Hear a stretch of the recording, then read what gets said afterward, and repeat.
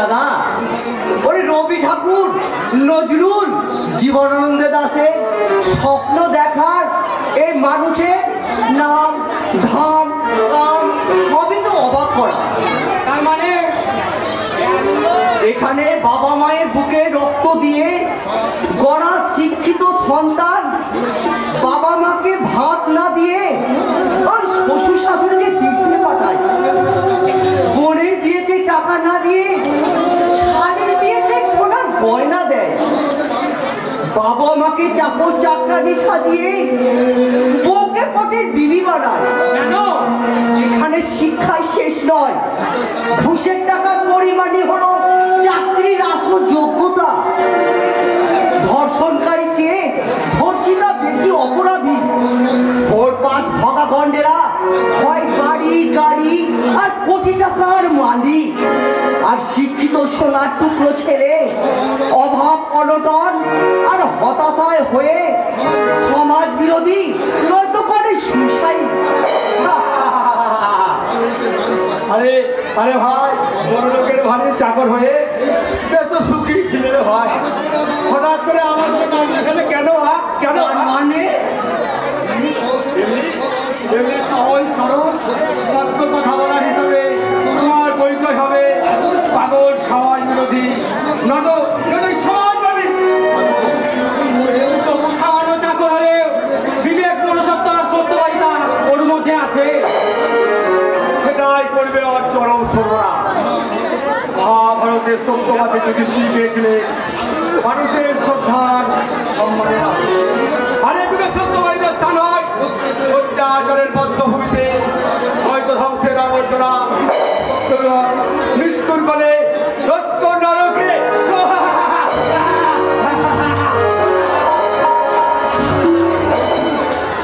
তুমি কি তোমার পরিচয় তা আমি জানি না, কিন্তু মনে হচ্ছে এদেশের বুকে ফিরে তোমার মতো অসংখ্য মানুষের ফিরে আসার জন্য বুঝি কবি লিখেছিলেন আমার আসিব ফিরে হানসির তীরে, হয়তো এ বাংলায় নয়, হয়তো মানুষ সাজিকে দেশে আমার আসিব ফিরে। এবার বোধহয় আমায় যেতে হবে ফিরে। কখন যে কি বলছি, আমার ইঞ্জিনটাই বিগড়ে গেছে। মনে হয় আমার নামটাই ঠিক, আমার ইঞ্জিনটা বিকল, কিন্তু ঠিক সময় ঠিক কাজ করতে পারি, তাই আমার নাম ন্যানো গাড়ি, তাই না বাবু? ন্যানো বাবু।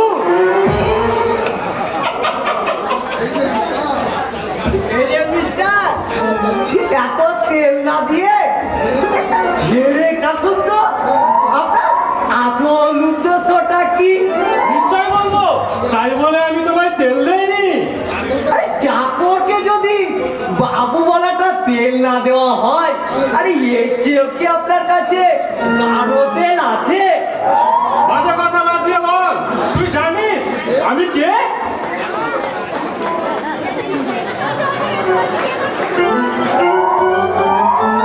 আকৃতিটা দেখে তো মানুষের মতো লাগছে, তবে সঠিক জানতে হলে তোমাকে ল্যাবরেটরিতে পাঠাতে হবে। জানিস আমি কিছুদিনের মধ্যে হবো আমি তোর মনিব। তুমি হবে আমার মনিব? আরে কথাটা সোনার পাথরের মাটির মতো লাগছে না? না, এটাই বাস্তব। সর্বনীর সঙ্গে আমার বিয়ের কথাবার্তা যেভাবে এগোচ্ছে, ওটা হোচককে কমকে যাবে। আরে মেনি বিড়ালের ভাগে সোনা আটছি বলছে না, সম্ভব নয়। আমার সাহস তো কম নয়। সর্বনীর সঙ্গে বিয়ে হবে জেনেও তুই আমায় মেনি বেড়াল বলে অপমান করে। ওই মেনি বিড়াল বলে যদি আপনার অপমান হয়, তাহলে না হয় এবার পুরো বেড়াল বলবো। কিন্তু আমার মনে হয় বিয়ের কথাটা একটু বেশি বেঁকে গেছে, তাই যে কোনো সময় টুক করে খসে পড়তে পারে। হ্যাঁ, মিস্টার হবু জামাই বাবু,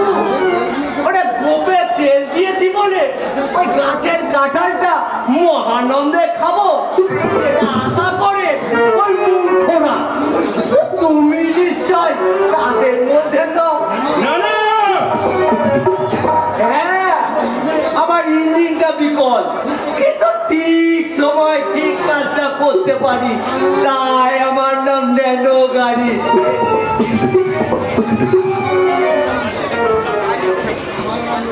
আমার নাম নদীকান্ত, স্বভাবে শান্ত কিন্তু কাজে দুরন্ত। সেই দুরন্ত কাজের দ্বারাই শশাঙ্ক রায়ের ইঞ্জিনটা বিকল করে দিয়ে সর্বাণীকে আমার চাই। সর্বাণী আমার কাছে মাছের চোখের মতো, ওই চোখে লক্ষ্য ভেদ আমি করবো। রতিকান্ত দ্বিতীয় তো হাসি উল্লাস। উল্লাস নয় চন্দ্র, এ আমার প্রতিজ্ঞার নাগপাত। ওই সর্বাণী স্টিল প্ল্যান্টের জেনারেল ম্যানেজার পদে তোমায় আমি বসাবই। কিন্তু ওখানে তো আমার দাদা সামান্য একটা স্টোর কিপারের চাকরি করে। সেজন্যই তো তোমার তার মাথার উপর থেকে ছিনিয়ে আনতে হবে তোমার শিক্ষার গৌরব। নইলে নিজেকে সাধারণ রসিকদের জামাই বলে পরিচয় দেবে কি করে? কিন্তু রতিকান্ত আমার দাদাকে অসম্মান করে। তোমার শিক্ষাই তোমাকে অনেক উপরে নিয়ে যাবে, এটা তাদের অসম্মান নয়, বরঞ্চ তোমার সাফল্যে তাদের গর্বিত হওয়া উচিত। তাছাড়া ড্যাডি চান না যে তোমার মতন একটা রত্ন অনাদরে বস্তিতে পড়ে থাকে। নইলে তো তোমায় তো আমাদের কোম্পানি দিয়ে চাকরি দিতে পারতাম, কিন্তু লোকে বলবে চন্দ্রকান্ত একটা নপুংসক, তাই শ্বশুরের কারখানায় চাকর সেজে আছে। হ্যাঁ, তাই তো ড্যাডি তোমাকে ওই সর্বাণীর কোম্পানিতে যোগ্য মর্যাদা প্রতিষ্ঠা করেই আমাদের বিয়ে দিতে চান। কি হলো চন্দ্র, তুমি কিছু বলছো না যে? আরে ও কি বলবে, চন্দ্র পড়াশোনায় ব্রিলিয়ান্ট হতে পারে, কিন্তু সংসার ধর্মে সে নিতান্তই শিশু। তাই সেই শিক্ষায় গড়ে তোকে তুলবি তুই। যাক, তোরা কথা বল, আমি চলি। সবকিছু ভুলে যাচ্ছে রজনী। দাদার মাকে না জানিয়ে আমি একের পর এক সিদ্ধান্ত নিতে চলেছি। তোমাকে প্রমাণ করতে হবে যে তুমি বড় হয়েছো, সাবলক হয়েছো। কিন্তু যে মা দাদা আমার কষ্ট করে লেখাপড়া শিখবে চাকরি তার পর্যন্ত পৌঁছে দিয়েছে, তাই তোমাকে চাকরি করে তাদেরকে সেই সব কষ্ট লাঘব করতে হবে। গুরুজন হিসাবে তারা থাকবে তোমার মাথার উপরে, আর আমি থাকবো তোমার বুকের মাঝে। রজনী রজনী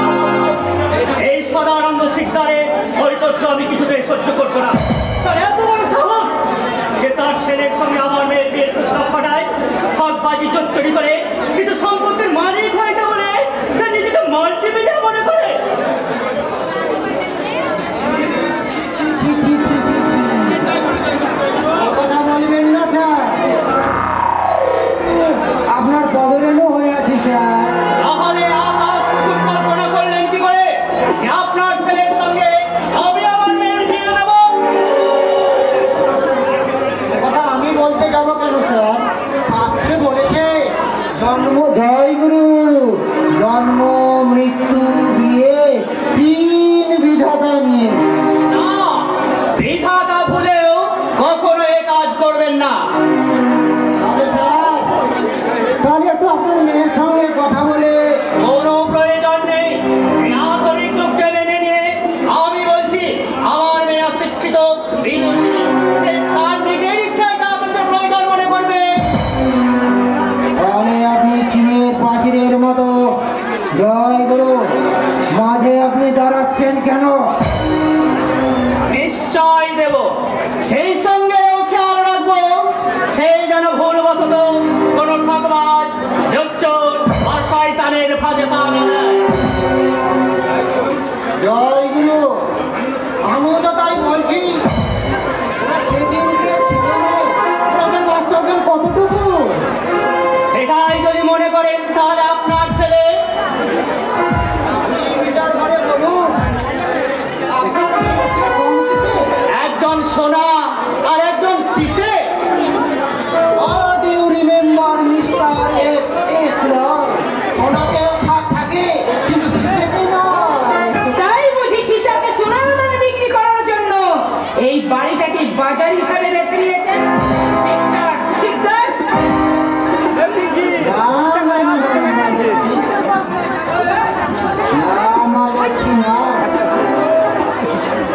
আমি তো ভুল জায়গায় পা রেখেছেন, তাই মানে মানে সেই জায়গা থেকে পাটা তুলে নিন।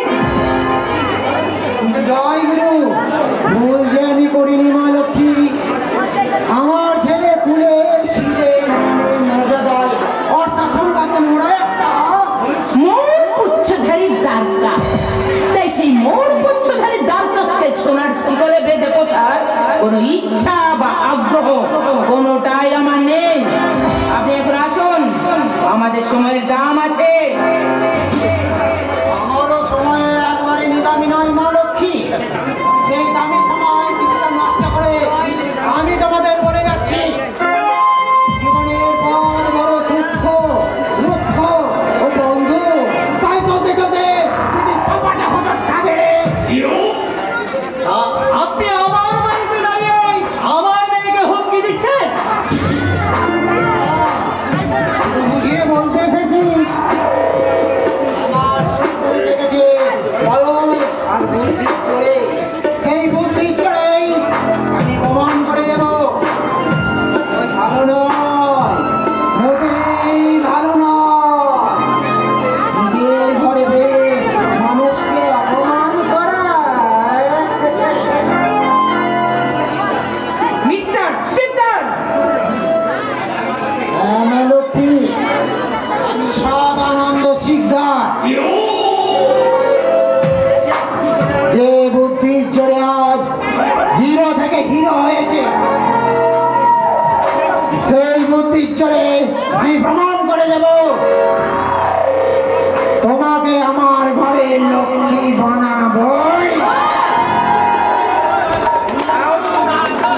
I say you get out!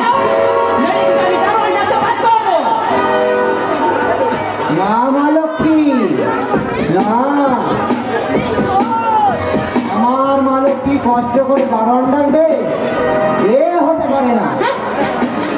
তা জয় গুরু, আমি চলেই যাচ্ছি। যাওয়ার সময় বলে যাচ্ছি আমার প্রতিজ্ঞা। জয় গুরু, আমি ভুল হতে দেব না, কিছুতেই না।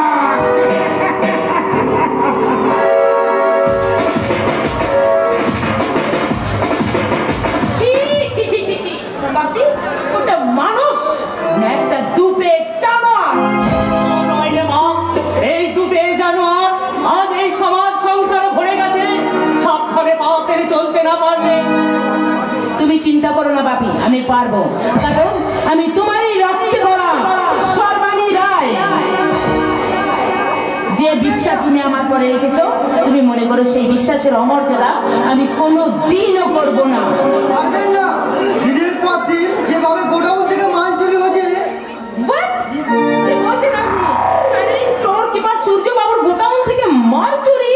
মাঝে মাঝে হচ্ছে ম্যাডাম, তবে কোমর ভেঙে দিয়েছে। না না না না না, একদম না, একদম না, এটা মিথ্যে কথা, সম্পূর্ণ মিথ্যে কথা। এটা যদি হতো না তাহলে সূর্য বাবু অন্তত একটা ফোন করে আমাকে জানাতো। লজ্জাই জানাতে পারেনি, কারণ স্টোর কিপার হয়ে চুরির দায়টা তো সূর্য বাবু। ম্যানেজার বাবু আপনি? এতে সূর্য বাবুর কোনো দোষ নেই ম্যাডাম। একজন নাম গোত্রহীন ছোট লোককে ওই নৈবেদ্যে তুলসী পাতা করলে যা হওয়া উচিত সেটাই আমাদের হয়েছে। তুমি এটা প্রমাণ করতে পারবে তো যে চুরির জন্য সূর্যই দায়ী? এতে প্রমাণের আর কি প্রয়োজন কাকা বাবু? এত বড় চুরির ঘটনা যে মালিক পক্ষের সঙ্গে লুকোচুরি খেলতে পারে। এটা একটা পাকা চোর, তাই না ম্যানেজার বাবু? কি ভাবেন আপনি নিজেকে সামান্য একজন স্টোর কিপার হলে? নিজের দায়িত্ব পালন করে চলেছি, কারো পাকা ধানে ময়ও দিইনি, আর আমরা ম্যানেজারের দিকে হাতও বাড়াইনি। সে যোগ্যতা আপনার কোথায় আছে যে হাত বাড়াবেন? কিন্তু চুরির ইনফরমেশনটা মালিক পক্ষ বা আমাকে দেননি কেন? সে কৈফিয়ত আমি মালিককে দেব, আপনাকে নয়। সূর্য বাবু, আমি এই কোম্পানির ম্যানেজার। বেশি দিন পারবেন না, আর তাছাড়া আমি জানি গোপ থাকলে বিরাট বাঘ হয়ে যায় না, তাই আপনাকে খবর দেয়নি। কিন্তু আমাকে তো একটা ইনফরমেশন নিশ্চয় দেবো ম্যাডাম, আপনি আমার মালিক, আপনাকে না জানিয়ে আমি কি করতে পারি? মাঝে মাঝে সূর্য গোডাউন থেকে মাল চুরি যাচ্ছে, তার জন্য থানায় গিয়ে আপনি কোনো ইনফরমেশন করেছো? না স্যার। তা করবেন কেন? উনি তো নিজেকে মহাপুরুষ বলে মনে করে। মহাপুরুষ না হতে পারি, কিন্তু এই কোম্পানির অনেকের মতো চোর যাচ্চর নয়। বেশ, বলুন সূর্য বাবু, থানায় আপনি কেন খবর দেননি? চোরকে সাবধান করে দিতে চাইনি বলি ম্যাডাম। What? তাতে কিছু মাল হয়তো বেহাত হলো, কিন্তু মাল সমেত চোর তো ধরা পড়লো। গত কয়েকদিন ধরে যে চুরি হচ্ছিল তার চোর যে আমাদের কোম্পানির মধ্যে কেউ, সেটা বলতে আমার অসুবিধা হয়নি। তাই থানা বা আপনাদের কাউকে না জানিয়ে আমি ভিতরে তৈরি হলাম এই মাল সমেত চোরকে ধরার জন্য। তাই কি লাভ হলো তাতে? গত রাত্রে তো এক রাত মাল চুরি হয়েছিল ঠিকই, কিন্তু সে চোরাই মাল আবার গোডাউনে ফিরে এসেছে, আর সেই সঙ্গে এসেছে চোর শনাক্ত করার ওই গাড়ির ড্রাইভার। কার এত বড় সাহস যে আমাদের গোডাউন থেকে চুরি করে? সে যেই হোক, চোরের উপযুক্ত সাজা তাকে পেতেই হবে। যাও মামনি, এই চুরির উপযুক্ত বিধান করো। নিশ্চয়ই করবো বাপি, নিশ্চয়ই করবো। দেখুন ম্যানেজার, আপনি এখন এখানে দাঁড়িয়ে, আরে এত বড় একটা ঘটনা শোনার পর আপনি এখানে দাঁড়িয়ে আছেন। যান, এই মুহূর্তে অফিসে যান। কি হবে, যান। হ্যাঁ যাবো, কারণ আমি তো শুধু এই কোম্পানির ম্যানেজার নয়, দুদিন পরে হবো এ বাড়ির জামা। তাই মা কালী দেবী, এই পাপ চক্রকে তো আমাকে ধ্বংস করতেই হবে, ওদের আমি কাউকে ছাড়বো না। এবার হ্যাঁ শুধু, হ্যাঁ এবার বলো তো, কে সে বিশ্বাসঘাতক যে আমার কোম্পানিকে লাটে তুলতে চাইছে? সেটা আপনি আপনার ড্রাইভারের মুখ থেকে শুনে নেবেন স্যার। হ্যাঁ, তা তো শুনবো, কিন্তু আপনি একটা কথা বলুন তো, আপনার এই ঋণ আমরা কেমন করে শোধ করবো? হ্যাঁ,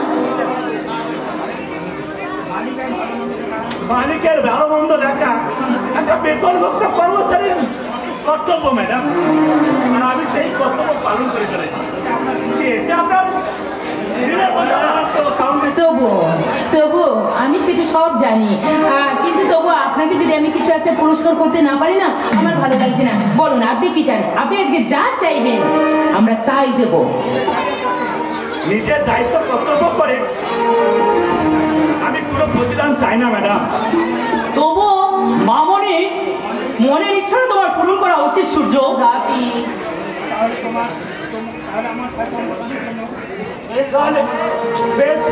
তাহলে আমার ভাই চন্দ্রকান্তের জন্য এই কোম্পানিতে যদি একটা চাকরি, না সে আমার মতো মূর্খ নয়, সে অনেক লেখাপড়া করেছে। বেশ, তাই হবে, কিন্তু আপনার জন্য কিছু কিচ্ছু চাই না ম্যাডাম, শুধু কথা দিন আপনি যে আমার কথাই আমার ভাইকে চাকরিটা দিচ্ছে সেই কথাটা যেন সেই কথা যেন ভাই না জানতে। এমা কেন? ম্যাডাম ওরা শিক্ষিত মানুষ, ওরা শুনলে হয়তো ওদের আত্মসম্মানে লাগবে,